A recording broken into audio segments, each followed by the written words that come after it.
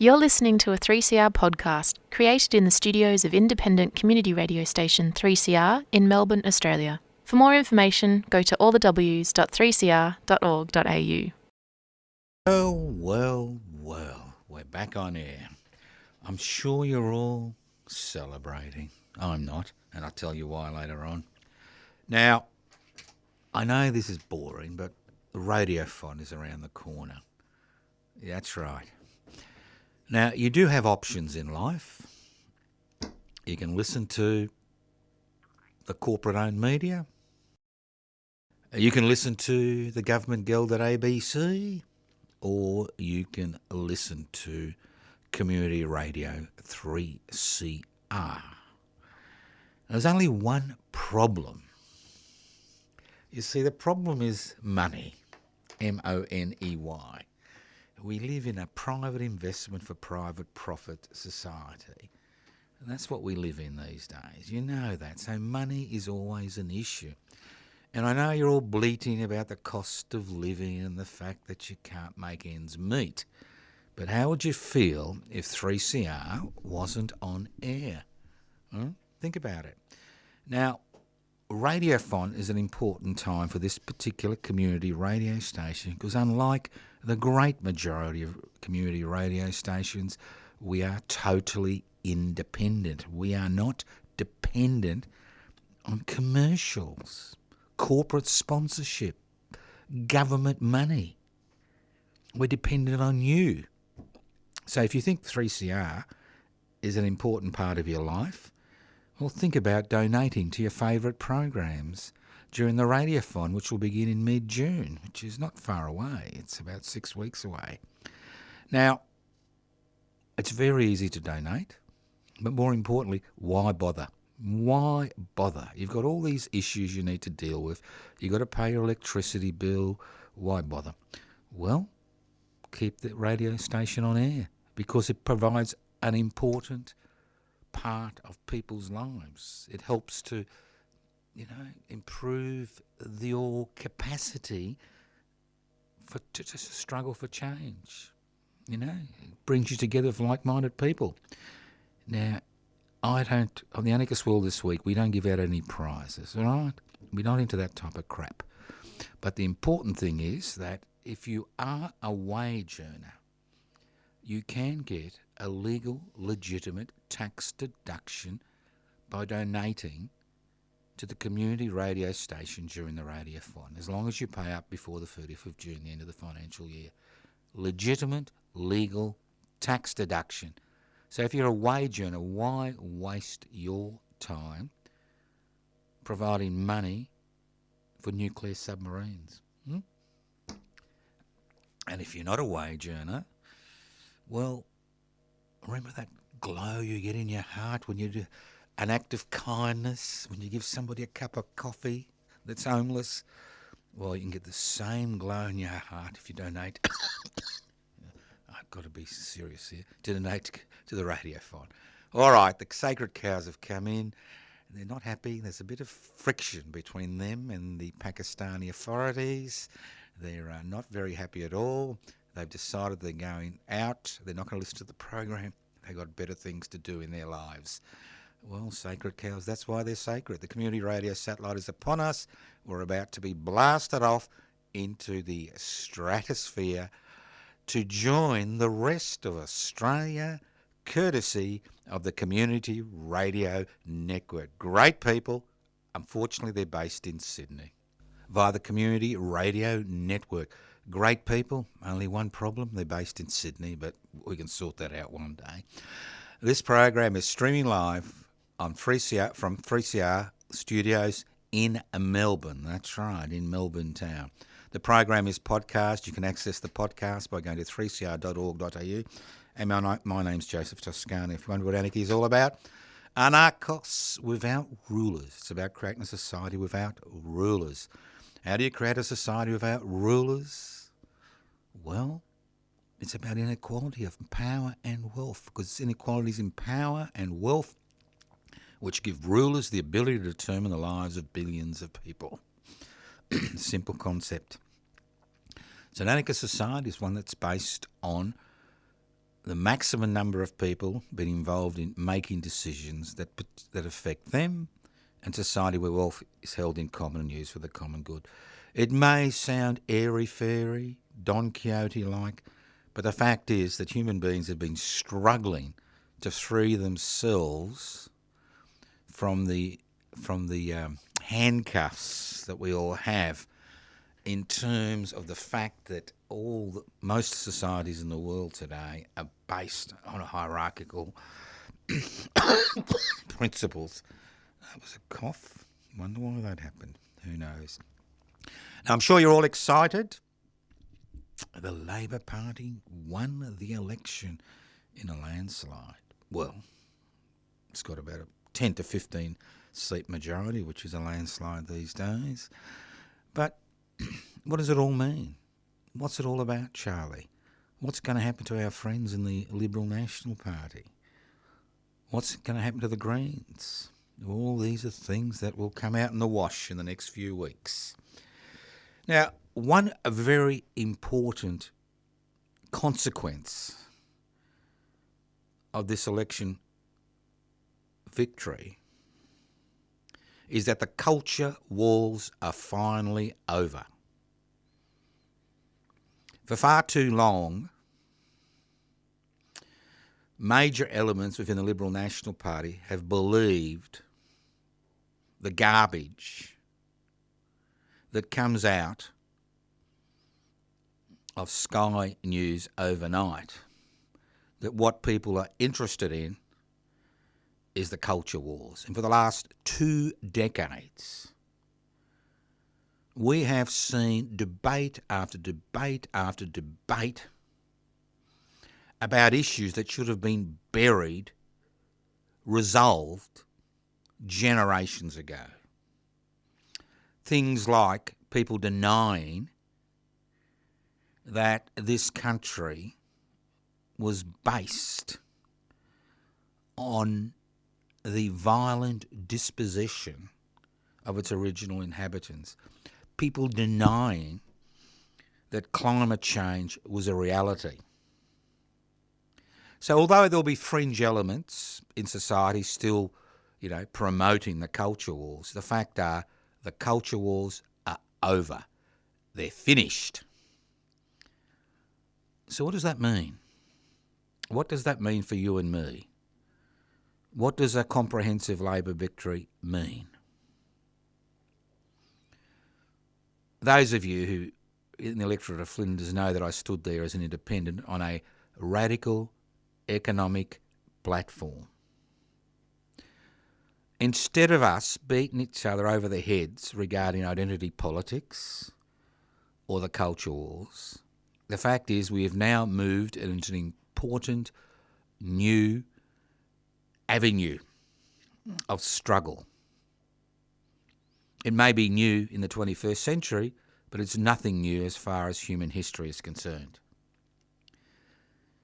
It's time that we began seriously promoting a radical economic agenda.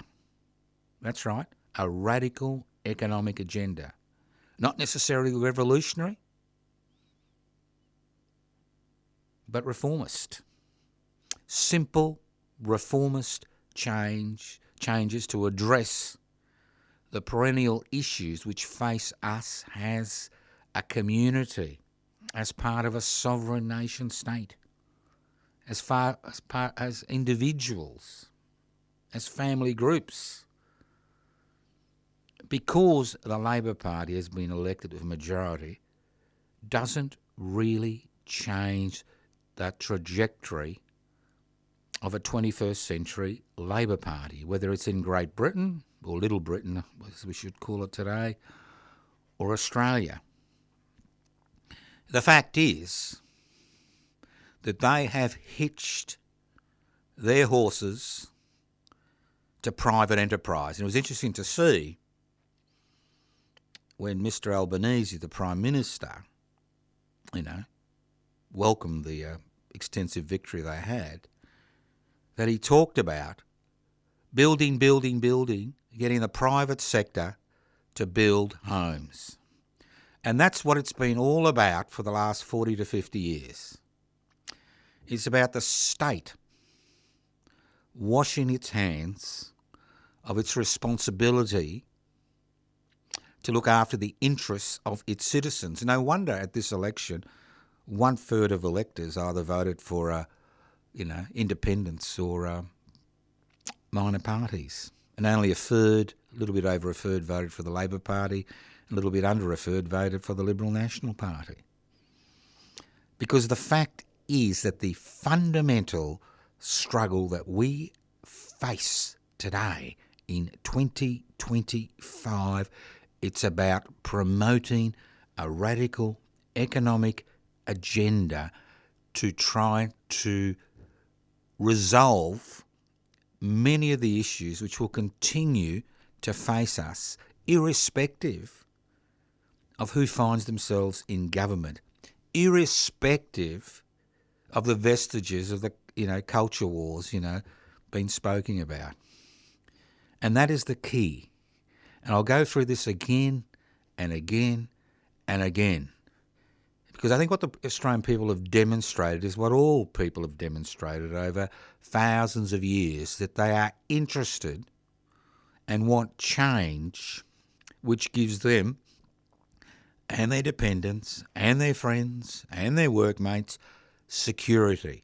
Not just security in terms of defence, but security in terms of being able to access the basic necessities of life without having to worry about what's going to happen to their children and their grandchildren because of the way this society is now structured.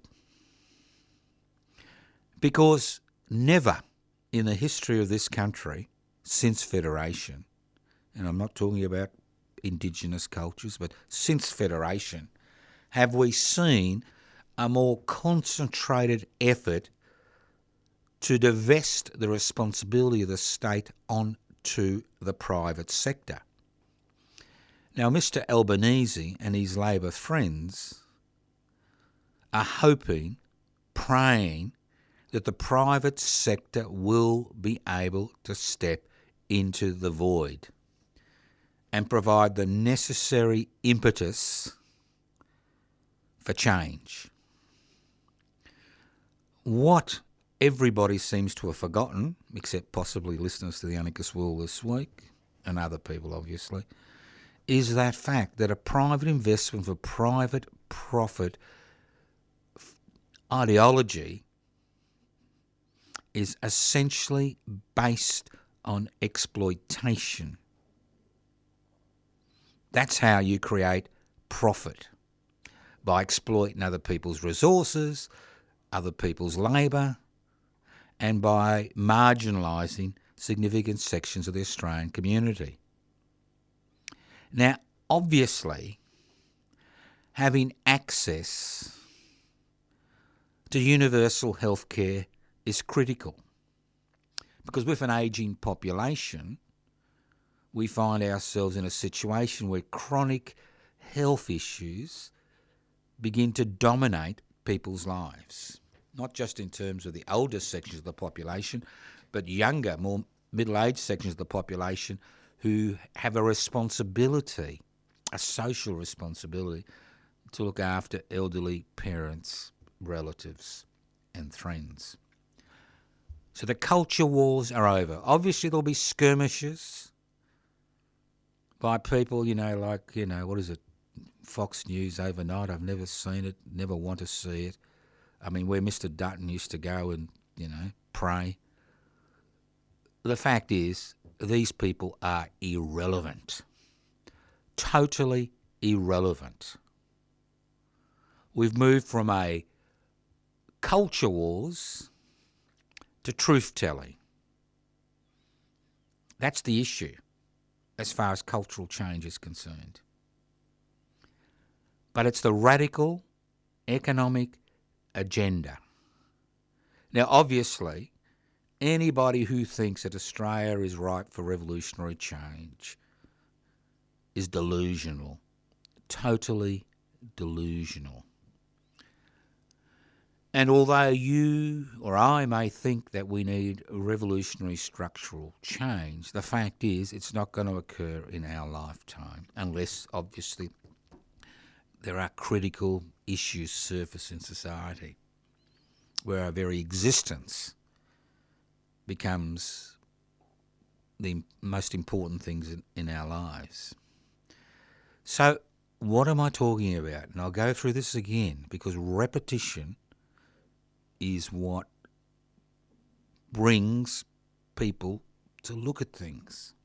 And to me, the most essential arguments in the next 3 years will rely on us promoting a radical economic agenda to deal with the unnecessary problems that have been created in the society as more and more wealth and power is concentrated in fewer and fewer hands.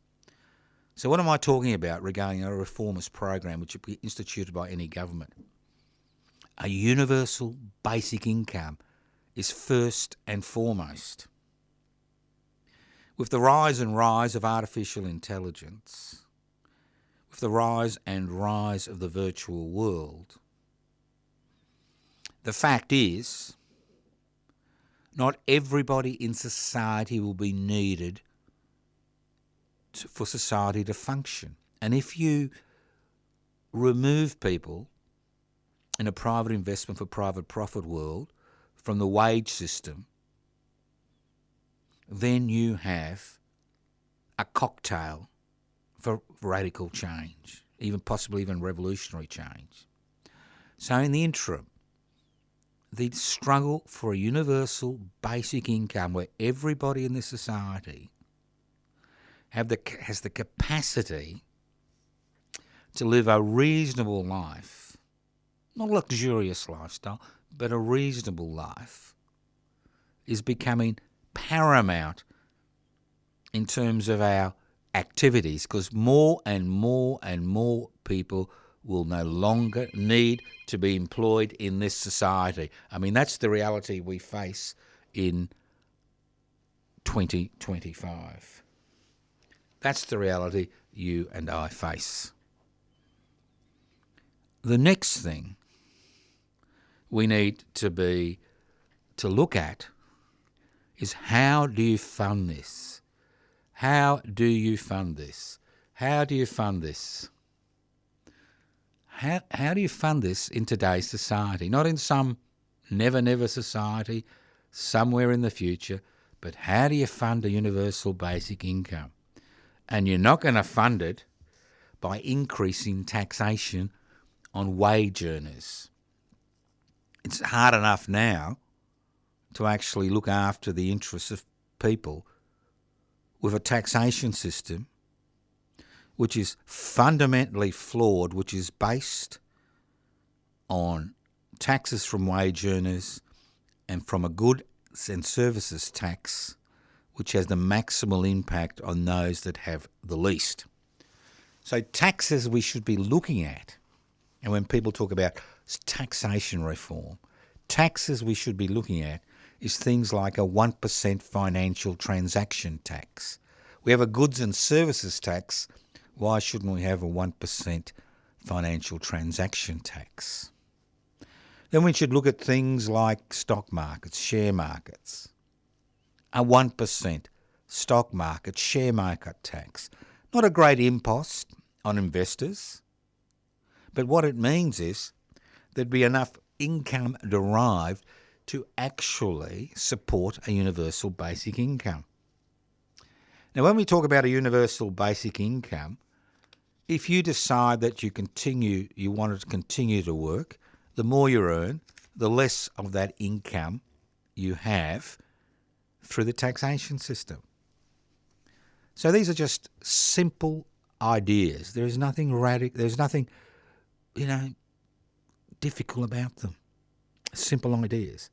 And the fact is that as time races on, if the private sector, which the Labor Party is relying on to provide the revenue and the services to fulfil their promises, doesn't come to the party, well, then we have the very real issue that we're seeing in Western Europe and many other countries, where authoritarian movements, even fascist movements, grow and grow and grow as people feel or know that the parliamentary system, which is based on a private investment mentality, cannot provide those basic services to people. So we are in although we're in a critical stage where in my opinion, the culture wars are over, if we as activists are not able to have enough power and influence to change legislation in terms of the taxation revenue to fund not only a universal basic income, but to fund universal public education. You know, we don't want to have a situation like today where charities raise money to send kids to public schools. And the list goes on and on. We have to look at, when you talk about the green revolution, it's not just about the private sector, a centralised private sector dominating the renewable energy market. It's about decentralised renewable energy, which is controlled and owned by specific communities. We don't want the same situation as we have had for generations, where huge centralised entities own and control energy production. So for far too long, governments have refused to use the power they're able to exercise through the passage of legislation to challenge the private sector. We didn't hear during the campaign of people talking about public education or public health in terms of making it a universal right, not some piecemeal approach. So we are at a critical phase, because if we do not succeed in extending the tax base to ensure those who no longer pay tax in this country but make extraordinary profits continue to make extraordinary profits, if we don't succeed, what we will see is the growth of movements that are highly centralised, that want to use state power, as we saw in Europe post-World War I, to promote ideological agendas which have very little to do with people's everyday reality. And that's the critical phase we face in 2025. If we cannot take up that baton for fundamental taxation reform, which places the responsibility of gaining revenue on the sections of the private sector, and I'm not talking about small business, sections of the private sector which are getting away with murder. Nothing highlights this more than the Gina Rineharts of the world jumping out after the election talking about, the left-wing press. The fact is, the election win had nothing to do with the so-called left-wing press, what I call the right-wing press, but everything to do with people expecting that the state will intervene to look after their economic interests. And that's the reality of everyday life in Australia in 2025. So the agenda is initiating, promoting fundamental, radical economic change. Things like nationalising this country's resources, natural resources. Why should we get crumbs brushed off the corporate table in our direction from the mining sector when, people are making extraordinary profits. Shareholders, the Gina Righthouts of the world, the Twiggy Forests, and the list goes on and on. Just an extraordinary situation. No other people on this planet would accept that. It's just extraordinary. Now, interestingly, and I find this interestingly, I stood as a independent candidate in the Flinders electorate, which was a blue ribbon Liberal seat, right, on a radical economic agenda. Now, I wasn't on the top of the list, There were 7 candidates. I think I was number 4 or 5 on the thing. So I'd like to congratulate the people who actually voted for that. We had a very little campaign, minimal resources, minimal assistance. Those who are assisted, you know who you are. Minimal resources, minimal exposure, minimal assistance, minimal virtual media exposure, and the list goes on and on. But the fact was that now that 80% of the vote has been counted, that 770 people put number 1 next to my name because I'm promoting a radical economic agenda. That's only 1% of the electorate. All right, let's be realistic. But that is an important 1% because those people are the very people who over the next few years have the potential to actually promote the idea of the way we resolve the issues we face. And most of them are based on the fact of economic inequality. There's never enough money for things that are essential, but there's always enough money for bloated billionaires, bloated millionaires. Always enough money, but never enough money for the one third of Australians who rely on social security benefits to survive. And the list goes on and on. So I stood in that electorate, not because I was going to be elected. That's not going to happen. You know that, I know that. But to put forward a radical economic agenda. I encourage every listener to this program. You don't have to go on the streets and carry banners. You don't have to badger anybody. But all of you, every single one of you, well, hopefully, at least know one person. So next time you go to your local sporting club, RSL, whatever you do, your picnic, just raise the issue. Raise the issue of that's what we need in Australia today. You're listening to The Anarchist World this week, broadcast across Australia via the Community Radio Network. This program is streaming live on 3cr.org.au. That's 3cr.org.au. The program is podcast. You can access the podcast by going to 3cr.org.au. My name is Joseph Toscano. I'm hosting this program. It's coming to you courtesy of the Community Radio Network from the studios of Community Radio 3CR in Melbourne. You're listening to a 3CR podcast. 3CR is an independent community radio station based in Melbourne, Australia. We need your financial support to keep going. Go to www.3cr.org.au for more information and to donate online.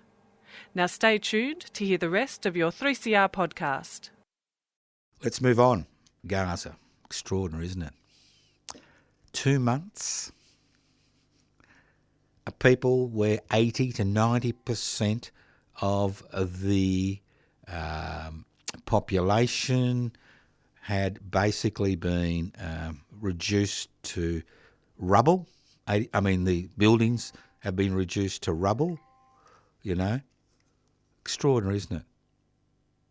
Over 50,000, maybe even up to 60,000 if you count the people that are dead under the rubble. Dead, mainly women and children, about 70% women and children. Missiles every day. A blockade now for 2 months for aid. United Nations aid groups being denied access. That's right, denied access to Palestinians. Everybody being denied access to Palestinians. And we shrug our shoulders and we go on with our lives. This is one of the most important criminal cases in the 21st century. This is collective punishment at its worst. Whatever you think of Hamas, the fact is the people who are experiencing these atrocities, and they're little short of atrocities, are Palestinians, mainly women and children. This is the type of collective punishment which was part and parcel of the fascist ideology during World War II. Same use of force to collectively punish a population. It is an extraordinary situation where you have missiles raining in on tents in a city that is, not a city, but a section, of Gaza, which has basically been reduced to rubble, and then for this atrocity to occur. Now, look, I can talk about it, you can talk about it, but isn't it about time that governments, both authoritarian and Western, so-called Western liberal democracies, put a stop to these atrocities, put a stop to this collective punishment? It's ludicrous to think that there is a military solution to the Palestinian question, the Palestinian quest for independence. It's ludicrous to think that. And if you continue to think that, you're delusional. Almost as delusional as Mr. Bufalini in Washington. He wanted to deport all the Palestinians so that they could, get involved in a little bit of real estate, how shall I say it, a bit of real estate development. That's the beauty, isn't it? You want to do real estate. You always want to do real estate. So what I'm saying is we are now in a situation where we, as a people, have to look at this situation and decide what we are going to do about it.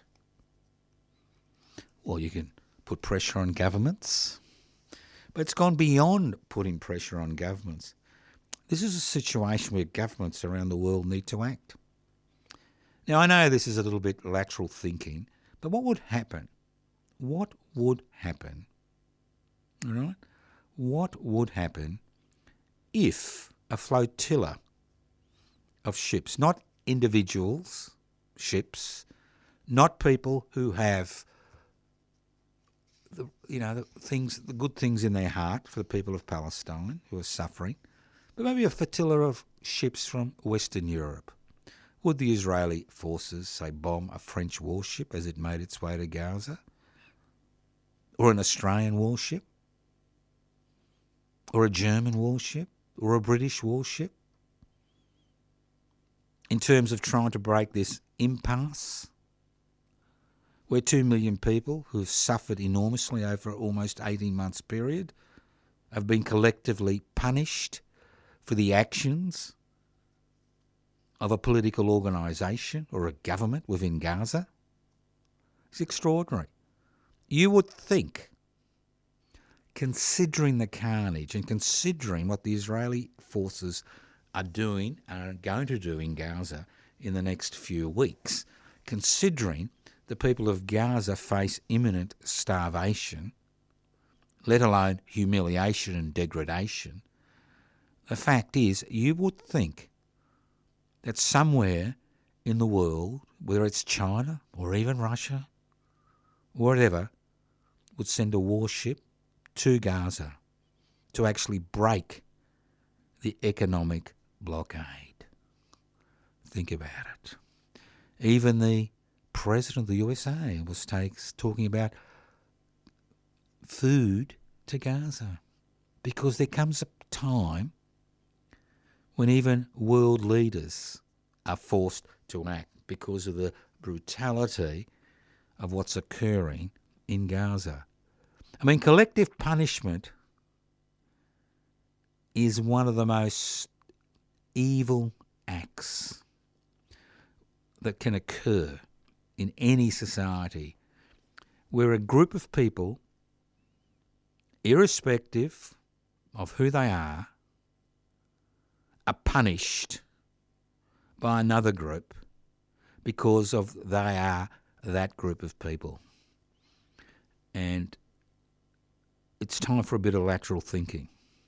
I spoke about United Nations forces being deployed on the borders in Gaza and the West Bank. I'm now talking about one government somewhere in the world that is willing to take a warship into Gaza to break the economic blockade. Because if the Israeli state wants to fight with every sovereign nation state on the planet, so be it. But the fact is that these atrocities have to end, and they're not going to end by being nice, and they're not going to end, through a military adventure.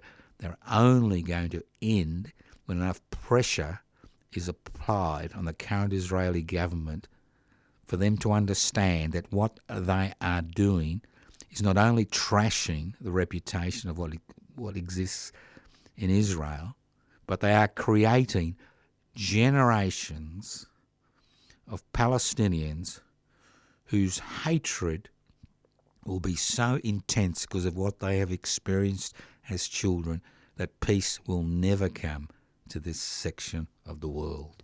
You listen to The Anarchist World This Week, broadcast across Australia via the Community Radio Network. Now, you may say to me, well, that's unrealistic, Joe. We're not going to get anybody going out of their way to help the Palestinian people. Well, there comes a time when things need to be done. There comes a time when ideas need to be put out. And I think that time has now arrived, because if we do not tackle this situation, it is going to be an extraordinarily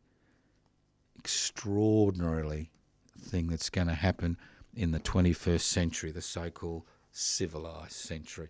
Well, let's move on. All I can do is raise possibilities. And if you like the possibilities, contact people in the government. Contact Penny Wong.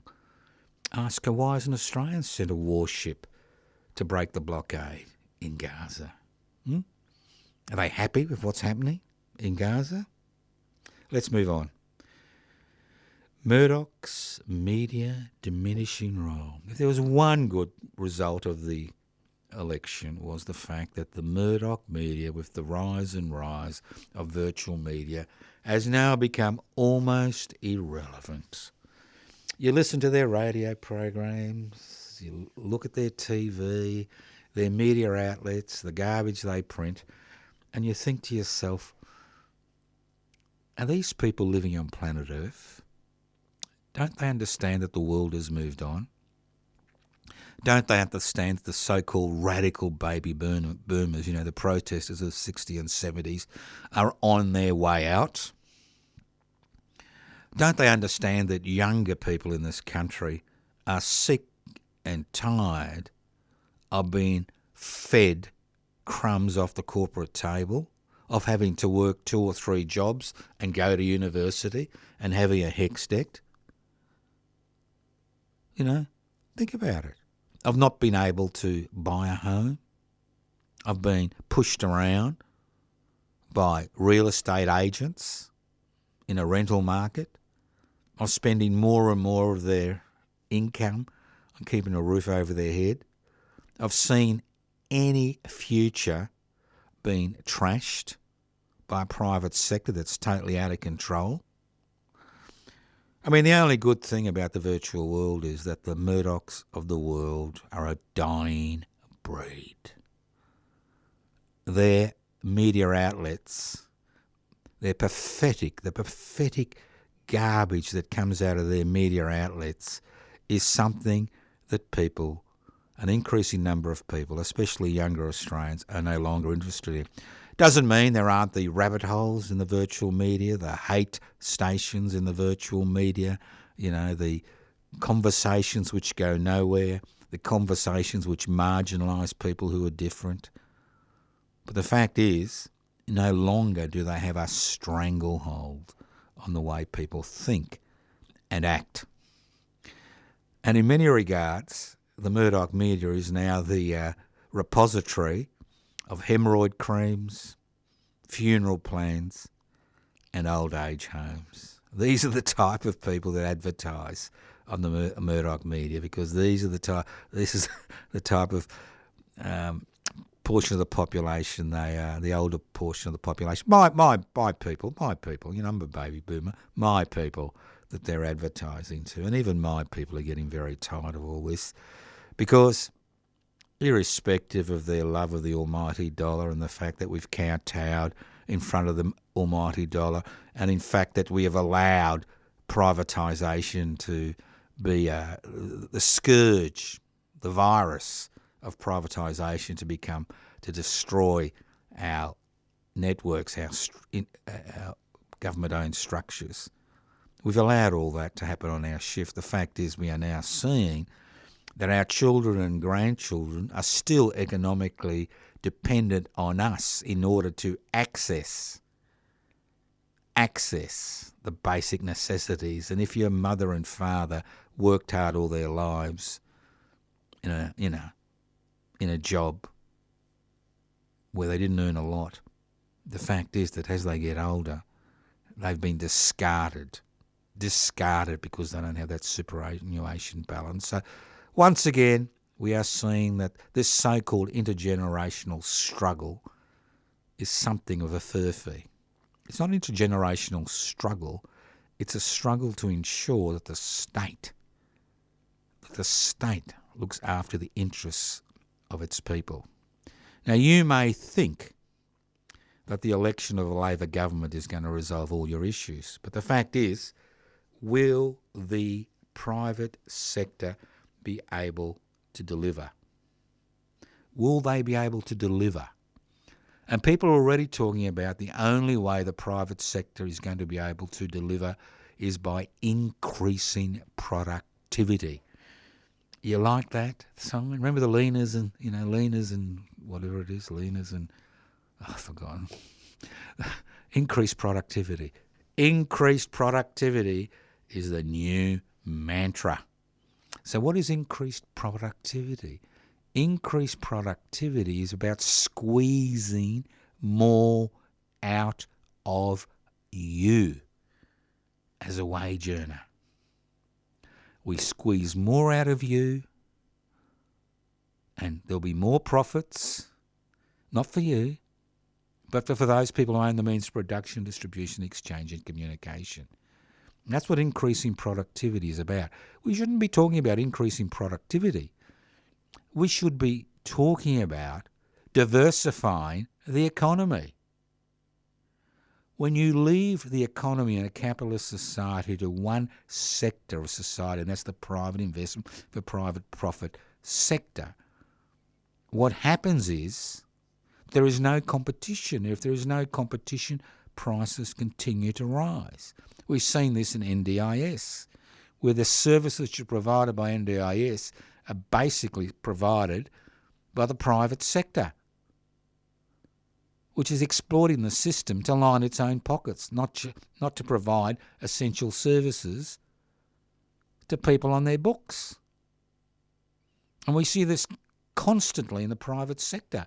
I mean, the total classical example is what happened in the early childhood development sector and the aged care sector, where the government, you and me, are paying for the wage increases that these workers deserve, because the private sector is unwilling or unable to provide those wage increases, because those sectors of society should never have been privatised. So when we're talking about increasing productivity, you increase productivity not by squeezing people and destroying what's left of the trade union movement so people can't collectively bargain. You increase productivity by diversifying the economy. what you do is in every sphere, and again, these are not revolutionary ideas, these are simple reformist ideas. This is the type of stuff I shouldn't be talking about. This is the type of stuff other people in government, in opposition, should be talking about. You diversify the economy. You nationalise this country's mineral resources sector. You provide a people's bank. You provide resources in terms of renewable energy, which are publicly owned. I mean, that's the direction we should be going to. And at the same time, while we increase the number of services and activities which are publicly owned, we should be looking at creating and expanding a minuscule cooperative and collectivist sector of the economy. And we can't do that today because financial entities will not loan money to cooperatives and collectives. It's a little bit like the Commonwealth before the Commonwealth Bank was established in 1911. Let's not talk about it after it was privatised in the 1980s. It was established because the financial sector then would not lend money to ordinary people. It's the same thing. If we put aside 1% of superannuation contributions to provide seeding funding to cooperatives and collectives, then we would expand the economic sector in this country. Think about it. It's not about increasing productivity, squeezing more out of the individual worker. It's about diversifying the economy. Listen to The Anarchist World this week, broadcast across Australia via the Community Radio Network. Let's move on. Greenland. Now, I don't know if you know much about Greenland. I know a fair bit about Greenland for a variety of reasons. Now, Greenland has been a colony of Denmark for a few centuries. And the same thing that happened to Indigenous people in Australia happened to the Indigenous Inuit in Greenland. Forced contraception, people being taken to Denmark to be integrated in society, and the list goes on and on. Now, Greenland is a little bit like Australia. The fact it's got a very small population and it's a resource-rich area.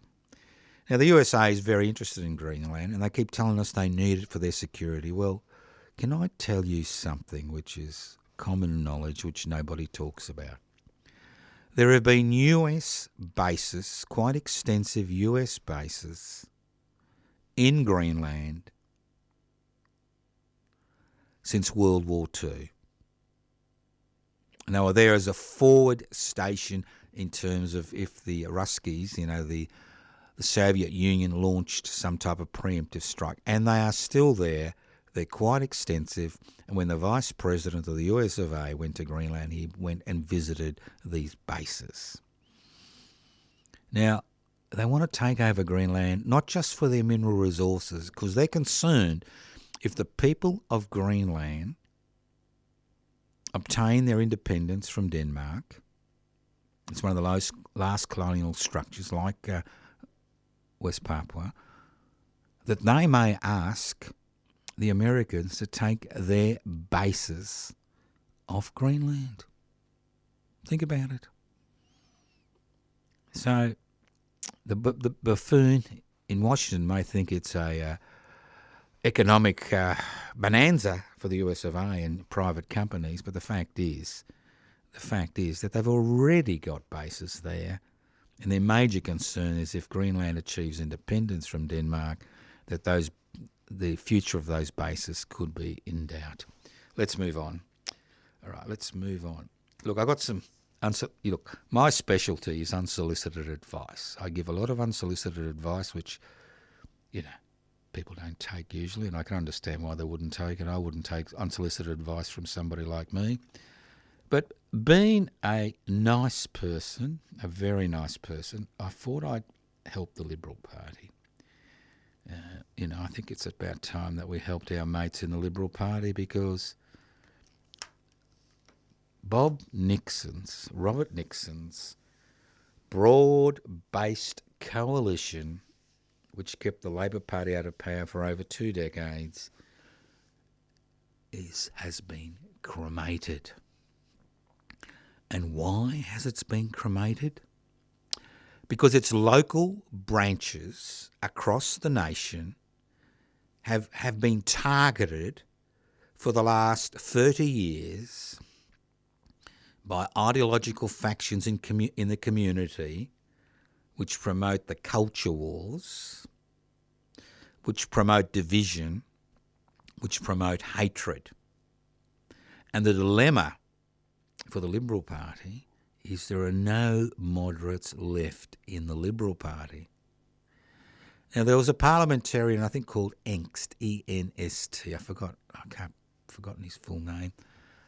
Member of the Liberal Party for many, many years, held the seat of Leichhardt, which is in North Queensland, for the Liberal Party with a resounding majority for 9 elections. That's 30 years. He lost Warren Inch. That's right, Warren Inch. Irrespective of what you think of Warren, the fact is he held Leichhardt for the Liberal Party for 9 elections. He lost pre-selection because the local branch was taken over by elements in society which promote a divisive agenda. And the Liberal Party lost that electorate to Labor, which was unheard of. All right? Everywhere across the country, every Liberal Party branch has been infiltrated and taken over by people who believe, and that's the key word, believe that the culture wars are an integral part of society, that believe that the climate emergency is a hoax. So the Liberal Party has as much chance of reforming itself as I have of losing 20 kilos. Nil. Zilch. Because the branch structure has been totally taken over by fundamentalist religious entities in Victoria and by the Institute of Private Affairs, they like to call themselves Institute of Public Affairs, organisations who have made it their mission in life to dominate the Liberal Party so that their members are pre-selected for safe Liberal seats. Now, the Liberal Party has been reduced to between 25 and 30, representatives in a House of 151 or 150 representatives. 25. It's almost as good as my record in Flinders. 25. Most of them, if not all of them, hold their seats as a consequence of the ideologically driven members of that party. They have done what no other person has been able to do since Bob Menzies created this broad church. They have been able to destroy the Liberal Party. Destroy it. So congratulations, boys and girls. Nobody's interested in your ideological agendas. Nobody's interested in your ramblings and ravings. I mean, why don't you all go and appear on some Foxtel program? Talk to your mates there. And that was Mr. Dutton's primary problem, wasn't it? He wasn't willing to listen. Unable to listen. And what we're seeing, as I said before at the beginning of the program, we are seeing a significant change in Australian politics, parliamentary politics, not extra-parliamentary politics, parliamentary politics. We've seen the deaf we've seen the culture wars. We've seen the end of the culture wars. We're seeing more and more political parties rely on the private sector to provide basic services. The Labor Party of 2025 is equivalent to Menzies' Liberal Party in the 1960s. The Labor Party has been able to divest itself of its radical elements. The Liberal Party has been able to divest itself of its moderates. So what you have is a moderate-aligned Labor Party, which basically depends on support from the private sector, and a Liberal Party which has lost its support in the private sector, has become little more than a mouthpiece for the ramblings of a Foxtel presenter. Just an extraordinary situation we find ourselves in. So, what I suggest to those members of the Liberal Party that's still got a little bit of empathy, create your own party. Get rid of these people. Nobody would vote for them in a fit. You're listening to The Anarchist World This Week, broadcast across Australia by the Community Radio Network. My name's Joseph Toscano. Once again, I'd like to thank all those people in Flinders who voted for a radical economic agenda. The counting is not over. There's another 20% to be counted. It'll take a few weeks before that electorate is finalised. I'll keep you informed. But as I said before, we've seen the end of the culture wars and the beginning of a new essential program, and that's for us to promote a radical economic agenda. Thank you once again for listening to The Anarchist World This Week on your local community radio station, courtesy of the Community Radio Network. My name's Joseph Toscano. You can leave messages on 0439 395 489. You can go to my Facebook page, Joseph Toscano. That's it. Yeah. The list goes on and on. There's tons of Facebook stuff and web stuff. You can just find out about it. But importantly, irrespective of what you think about what I say, we are on a new trajectory in this country. And if we don't seize the moment and promote a radical economic agenda to address the problems which are faced by an increasing number of Australians, and if we fail to do this over the next few years, we will see the emergence and growth of a fascist movement in this country to rival what's happening in Western Europe. Thank you once again for listening to The Anarchist World This Week, broadcast courtesy of the Community Radio Network. This program is coming to you from the studios of 3CR in Melbourne. My name is Joseph Toscano. And remember, support your local community radio station. Without community radio, all you could do is run down rabbit holes in the virtual world, get sick, looking at the legacy media. So support your local community radio station. You've been listening to a 3CR podcast produced in the studios of independent community radio station 3CR in Melbourne, Australia. For more information, go to allthews.3cr.org.au.